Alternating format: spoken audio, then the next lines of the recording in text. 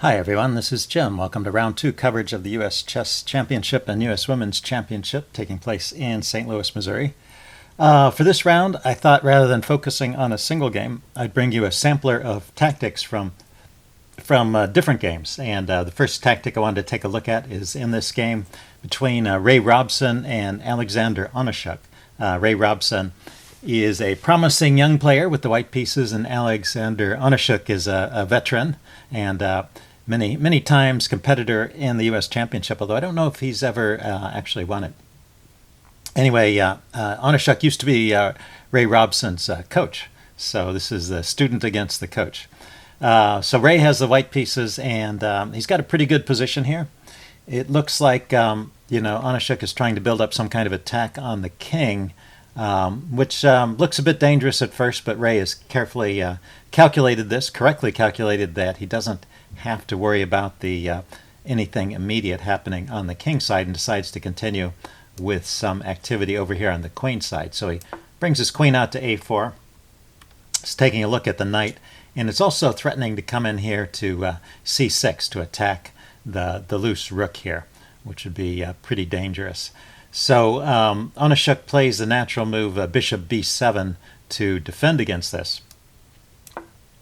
And then there's a tactic right here in this position. So we're starting with a simple tactic to warm you up. Pause the video, and if you want some time to think about it and see if you can spot it.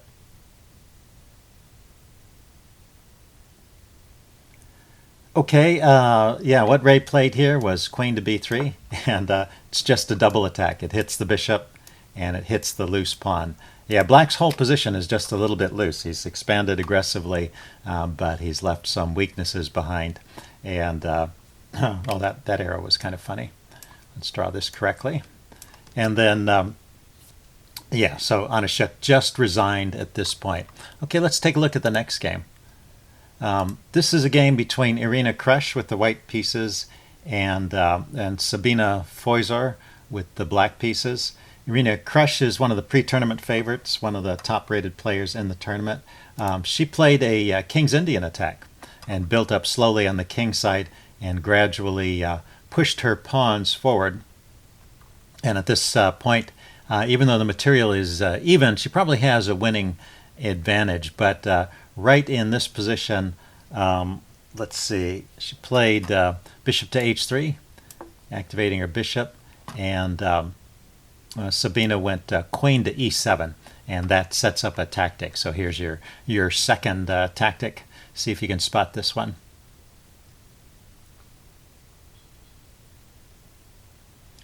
Okay, I'm going to give the answer away now. The simple pawn push, pawn to g6, is a kind of double attack. It attacks the bishop, and it threatens to bring this bishop into here, skewering the queen and the rook. So knight takes g6, taking the pawn, and then bishop to g5. And now Sabina didn't resign, but played on. Let's see, go the next couple moves. Queen here, bishop takes, queen takes, and played on in this position down the exchange.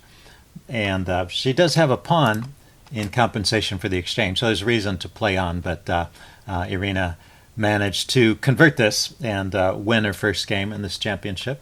Okay, let's take a look at the next one.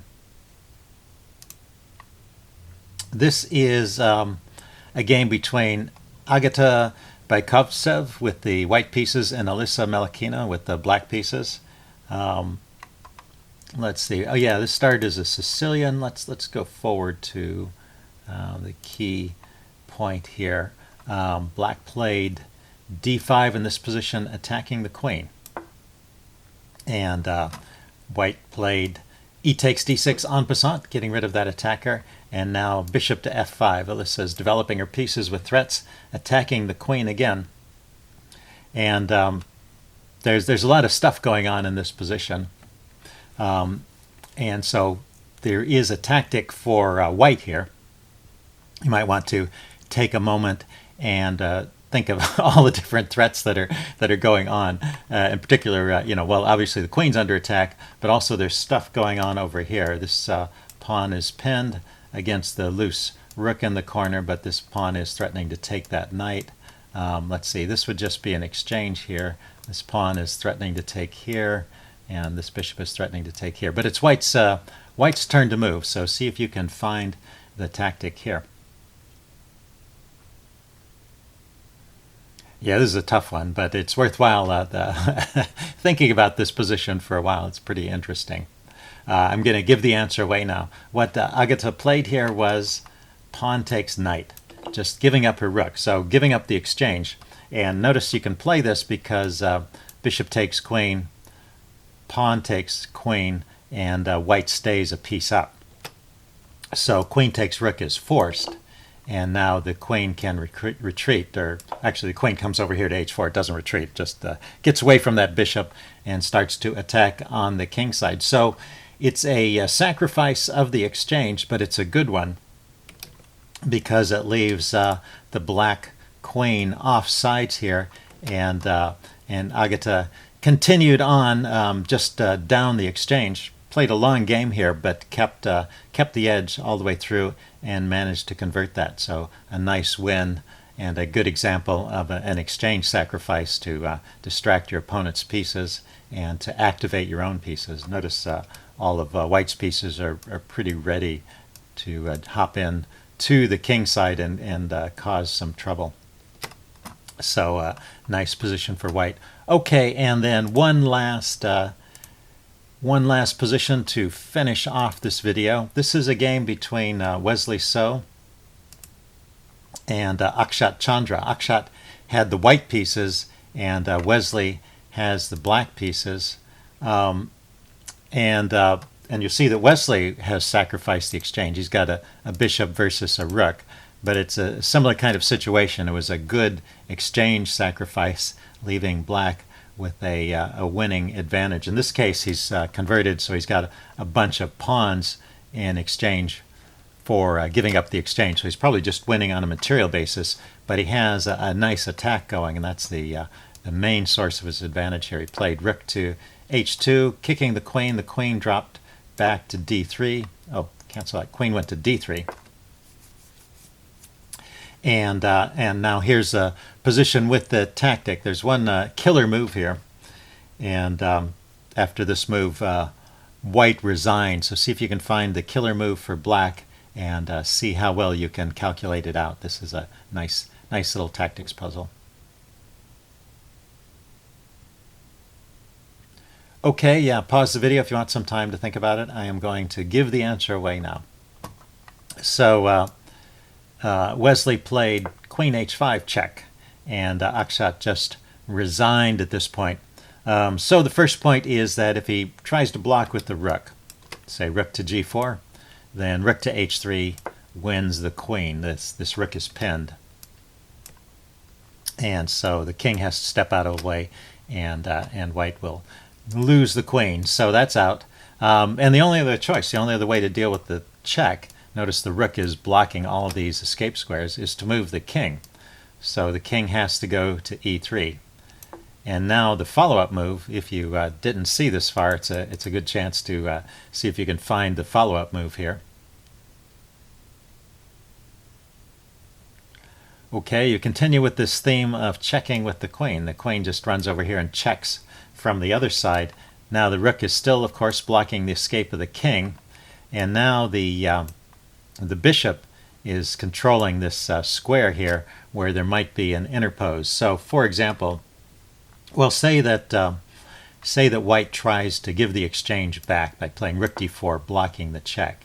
Then you have bishop takes and queen takes. And now the killer move here, if you take a second and see if you can find this simple tactic, rook e2 check. Boom. And the queen is gone. So again, winning material. And then finally, after this check, if the king moves, the king has to go back to f3, only move.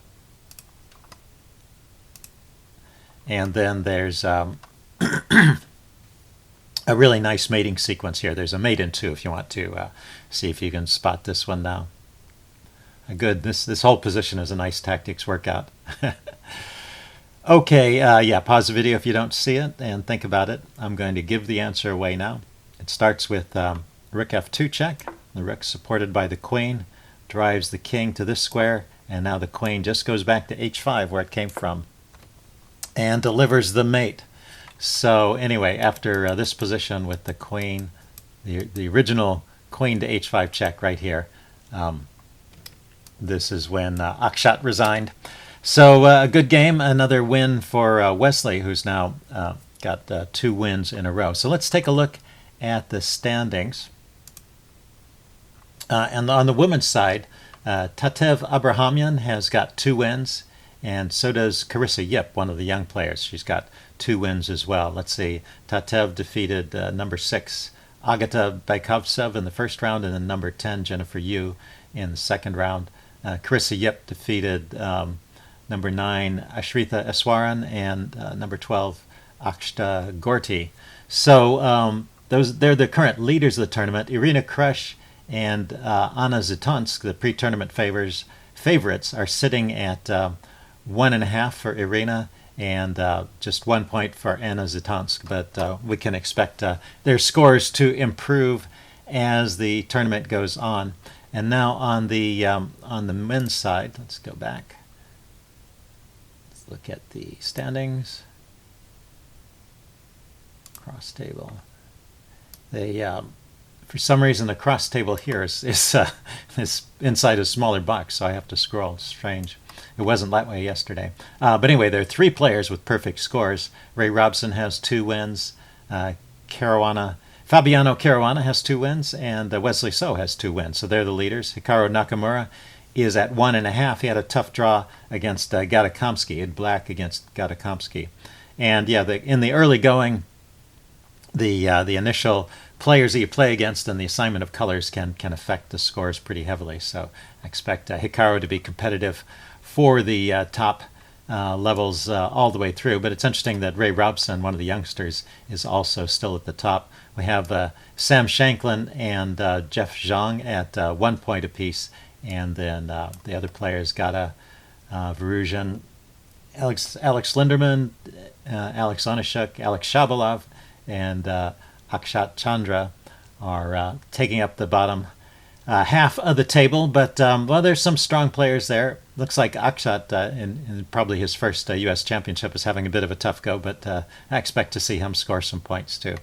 So anyway, interesting championship shaping up so far. Stay tuned, and I'll be bringing you coverage of future rounds. See you then. Bye.